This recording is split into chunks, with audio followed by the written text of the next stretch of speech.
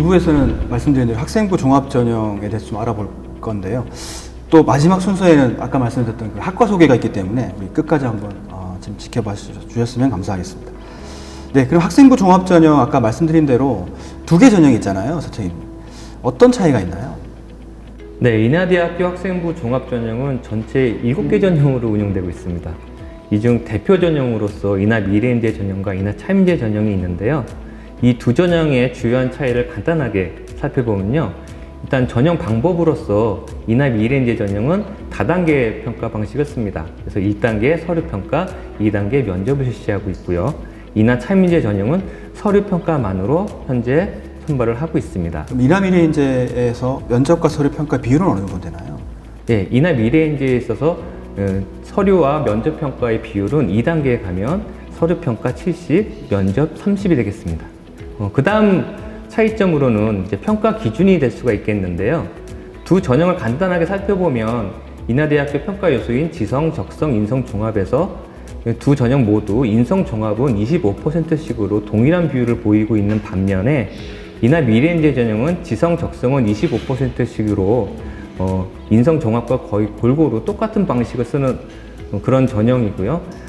하지만 인하 차임제 전형은 지성 30, 적성 20으로서 상대적으로 기초학업 역량이 우수한 학생을 위해 설계된 전형이다, 이렇게 보시면 되겠습니다. 자, 그렇다면 뭐 아까 말씀드렸다시피 이게 전형이 많이 이제 바뀌지 않았기 때문에 한 3개년간 추이를 보는 거가 되게 중요할 것 같거든요. 모집 인원, 경쟁률 이런 부분도 한번 설명 부탁드리겠습니다. 네, 먼저 인하 미래인재 전형 모집 인원 및 경쟁률을 보시면요. 그 학령 인구 감소에도 불구하고 경쟁률이 쭉 10대에서 12대의 사이를 안정적으로 운영되는 모습을 보실 수가 있습니다. 따라서 올해도 전체적인 선발 인원이 조금 축소가 됐지만 경쟁률은 10에서 12대의 사이로 안정적으로 나올 거라고 예측을 하고 있습니다.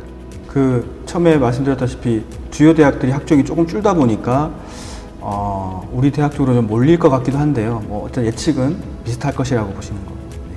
그 다음으로는 인하 미래인재 전형 충원율과 최종 등록자 내신 등급을 살펴보겠는데요. 여기서 충원율이라 하면 모집 인원 대비 추가 합격한 인원의 비율을 얘기합니다. 네, 그래서 3개년도의 도표를 살펴보시면 2019학년도와 2020학년도는 큰 변화가 없다가 2021학년도에 큰 폭으로 상승하는 것을 보실 수가 있습니다. 아무래도 그때 학령 인구가 드라마틱하게 줄었기 때문에 학령 인구도 죽고 또 이제 다르게 해석하면 최초 합격자 등록률이 좀 떨어진 거다, 이렇게 해석을 하셔도 될 것 같습니다. 네. 그렇다면 2022학년도를 예측하자면 아무래도 제일 가까운 학년도인 2021의 입시 결과를 좀 참고하는 게 합리적이겠네요. 예, 그래서 최종 합격자 이 충원율이 많이 올라갔다 하면 본인이 최초 합격자가 되지 않더라도 추가 합격에서 충분히 가능성이 있기 때문에 이 점도 고려하셨으면 하는 마음이고요. 네네. 그 다음 최종 등록자 내신 등급을 보시면 자연 인문 계열로 각 해마다 0.1점씩 줄어들고 있는 것을 보실 수가 있습니다. 따라서 올해 지원하시는 분들은 자연 계열은 한 2점대 후반, 그다음 인문 계열 지원하시는 분들은 3점대 초반 정도를 기준으로 잡고 본인의 내신 등급에 따라서 지원 전략을 수립하시는 게 좋을 것 같습니다. 네.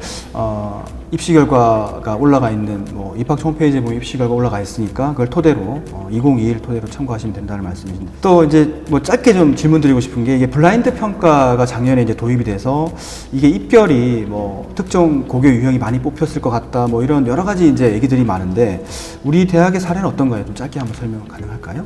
예, 인하 미래인재 전형으로 저희가 이제 표로 구성해서 저희가 점검을 해봤는데요. 작년대 고등학교명 블라인드가 실시되면 특정 고등학교에 유리할 것이다, 불리할 것이다, 이런 이야기가 많았습니다. 근데 실제 저희가 지원 현황 대비 등록 인원의 비율을 살펴보면요. 특목고는 5.0에서 4.8, 예, 그리고 일반고는 76.8에서 82.7%로 고교 유형별로 큰 차이가 벌어지는 걸 확인할 수가 없었습니다. 예, 따라서 인하대학교는 그 전과 동일하게 일반고 중심으로 안정적으로 전형을 운영하고 있었다, 예, 이렇게 평가가 됩니다. 네, 중요한 메시지인 것 같습니다. 블라인드 평가가 있더라도 관연도하고 크게 달라질 것이 없다, 이제 이런 말씀이신 것 같아요. 마지막으로 궁금한 게 이게 면접이 아까 30% 반영된다고 하셨는데 이게 이제 그 실질적인 영향력이라고 할까요? 그런 것들이 이제 이 현장에서 어떻게 이해하시면 좋을까요?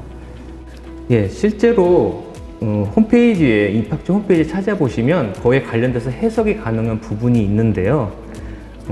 어떻게 해석을 하냐 하면은 저희가 그 모집표를 보시면 모집 단위에 모집 인원뿐만 아니라 추가 합격자 예비 번호까지가 있습니다. 예, 그래서 예를 들면 이 기계공학과 같은 경우에 모집 인원이 34명인데 추가 합격자 예비 번호가 35번까지 합격한 걸로 나와 있습니다. 네네. 그래서 조금 복잡하지만 계산을 좀 해보면 모집 인원이 34명이라는 뜻은 1단계 합격자가 34 곱하기 3하면 102명이 되고요. 네, 그 다음 추가 합격자 예비 번호가 35번이라는 뜻은 34 플러스 35에서 69등까지 합격했다는 얘기죠. 즉 간단하게 설명드리면 기계공학과의 예를 들면 약 100명 정도의 1단계 합격자가 면접을 봐서 약 70등 정도 가까운 학생들까지 합격을 했다는 겁니다. 아, 네. 즉 면접은 표면적으로는 1단계 합격자가 3배수기 때문에 30%라고 생각하시지만 실제로는 1.5대 1도 채 안 되는 그런 경쟁력을 보이고 있기 때문에 네네. 이나 미래인재 전형을 지원하실 때 면접이 너무 부담스럽다 뭐 이런 생각은 하실 필요가 없고요. 대신 이제 면접에 오셔서 한 평균 정도 수준 정도만 받으시면 서류 평가에 결과와 관계없이 모두 합격하실 수 있다. 이렇게 가벼운 마음으로 지원하셨으면 좋겠습니다. 어쨌든 와서 평균 정도는 해야겠다 이제 이렇게 요약을 하면 되겠네요. 이게 어떻게 보면 부담이 없는 거고 어떻게 보면 그래도 그 어떤 평균 정도는 맞아야 된다는 약간의 부담감은 또 있는 것 같네요. 그래서 수능이 끝나고 좀 이제 인하대의 경우에 면접이 있기 때문에 며칠 좀 집중하는 것도 필요해 보입니다. 예, 맞습니다. 네, 면접 얘기를 들어봤고요. 근데 이제 인하 차민재 전형은 면접이 없잖아요. 또 입결도 일반적으로 이제 좀 높은 걸로 알고 있는데 인하 차민재 입결도 잠깐 소개해 주시겠습니까? 다음 도표는 인하 차민재 전형의 모집 인원 및 경쟁률을 보고 계신데요. 밑에 내용을 보고 좀 부연 설명을 드려야 될 것 같습니다. 2018학년도를 보시면 학교생활 우수자 전형으로 되어 있고 2019학년부터 2021학년도는 학교전 추천 전형으로 되어 있습니다. 그리고 올해는 인하 차민재 전형이 됐고요.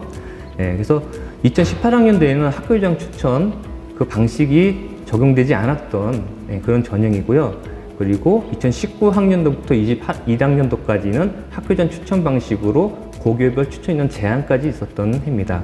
그리고 이제 올해 변경된 게 다시 과거의 모습으로 과거에 이제 학교생활 우수자처럼 추천 방식이 없어진 거죠. 근데 경쟁률을 보시다시피 과거에 2018학년도에 추천 방식이 없었을 때도 경쟁률이 한 6대 1로 크게 높진 않았습니다.